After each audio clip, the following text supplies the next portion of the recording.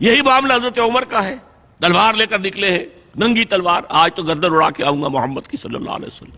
یہ کل کل کل کل ہر گھر میں لڑائی ہے، اولاد ماں باپ سے جدا ہو گئی، بھائی بھائی سے کٹ گیا، بہن بھائی سے جدا ہو گیا، شوہر بیوی سے، بیوی شوہر سے جدا ہو گئی۔ یہ محمد نے کیا ہمارے معاشرے کے ساتھ کیا ہے صلی اللہ علیہ وسلم، وفداہ آباؤنا و امہاتنا۔ لہذا آج تو قصہ پاک کر کے آؤں گا۔ وہ بھی اسی طرح کے تھے، پہلوان قسم کے آدمی، ادھر اس کو کندھا مارا، ادھر اس سے لڑے، ادھر اس سے کشتی کر رہے، اس طرح کے آدمی تھے۔ اب حضرت حذیفہ درمیان میں مل گئے۔ کہاں جا رہا ہے عمر؟ کہ آج محمد کا بس میں قصہ پاک کرنے جا رہا ہوں صلی اللہ علیہ وسلم۔ وہ ایمان لا چکے تھے، انہیں پتہ نہیں تھا۔ ان کا تم محمد کو جا رہے ہو قتل کرنے، اپنی بہن اور بہنوئی کو تو جا کے دیکھو، وہ ایمان لا چکے، فاطمہ بنت خطاب اور سعید ابن زید۔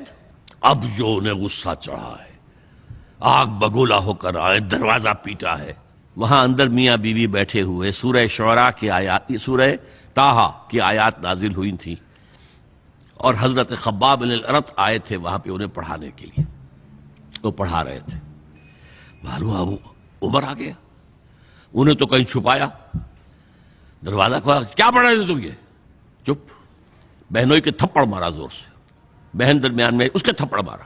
بہن کا ایک جملہ، عمر چاہے تم ہمیں ہلاک کر دو، اب جو دین ہم نے اختیار کیا ہم نہیں چھوڑنے والے۔ موم ہو گیا۔ یہ صنف نازک، اس میں اتنا دم خم کہاں سے آ گیا؟ عرب کے اس معاشرے میں عورتوں کا مقام کیا تھا؟ ان کی کوئی حیثیت تھی کہ مردوں کے سامنے بول سکے؟ اچھا کیا پڑھ رہے تھے مجھے بتاؤ؟ نہیں تم نجس ہو، وہ کلام پاک ہے، تم نہیں پڑھ سکتے، نہاؤ۔ غسل کرایا، پھر سورہ طٰہٰ کی آیات پڑھی، ایمان لے آئے۔ جو تلوار ننگی کر کے جا رہے تھے، اس کو جیسے غلاموں کا رواج تھا کہ وہ تلوار کو اپنی گردن کے اندر لٹکاتے تھے، وہ لٹکا کر لے کر گئے۔ یہ شہداء ہے۔